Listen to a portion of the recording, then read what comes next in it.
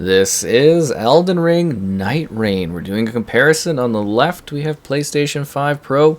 On the right, we have Xbox Series X. These videos are a ton of work to put together. Liking the video is great. Subscribing is great as well.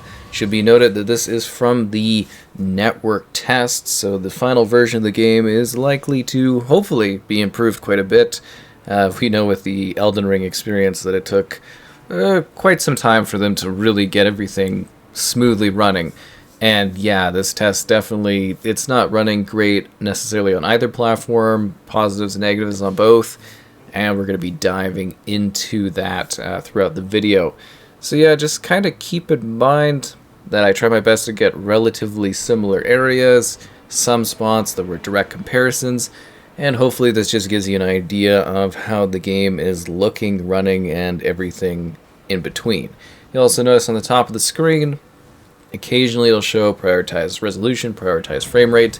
Just assume it's the same until the next block of text pops up to tell you otherwise. Cool, so let's dive in and talk about this. So this is basically a cooperative multiplayer focused with a battle royale concept of you getting pushed inwards game. So you're working together to fight various creatures, monsters, bosses, everything like that. And you kind of get pushed into a small little battle area, and then the day resets, and you kind of do it over and over again. An interesting concept, something definitely a little bit different, and a unique testing ground sort of thing for basically changing the mechanics of, well, Elden Ring. It also seems from a technical standpoint that this is relatively playing things safe, as in the world, the design, the performance, everything like that seems to largely just be based on what we had with Elden Ring in the past in terms of like quality and performance and everything like that, but they do need to, of course, work to optimize and fully take advantage of the, well, I guess you would say hardware and everything like that for the consoles. And it, like I said, it's a network beta test kind of thing. It's a work in progress, so obviously stuff is going to evolve.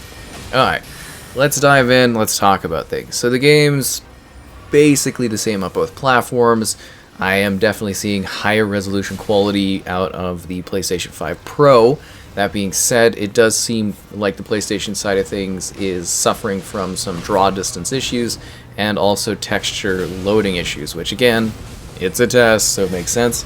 But Xbox does not seem to exhibit this. There were multiple, you'll even see it in some of the clips, multiple times where something in the backdrop literally would just be blurry because the textures hadn't loaded in, which is not something I saw exhibited on the Xbox side of things at all. Otherwise, about the same. And yeah, you get prioritized performance, you get prioritized resolution. So when it comes to the resolution, this is something that is uncapped. It is kind of around 40 FPS on both sides, and you know, it's gonna fluctuate a bit. It's, like I said, it's uncapped, so it goes above 30, but like you're not gonna get 60 FPS out of that mode unless they do some more tweaking for PS5 Pro maybe. But yeah, I just don't think that mode's the kind of mode to go all the way up unless they are going to really develop it further. And this is a mode that is basically like a 4K, so it's, you know, 4K and basically trying to be uncapped 30 FPS is what they're doing. And it might have like an internal kind of scale basically where it's going to 4K, but it's basically like a 4K mode at 30 FPS unlocked, 40 sub 40-ish FPS. So that's kind of what you're getting for that. Then when it comes to the performance mode, they're both like a dynamic 4K.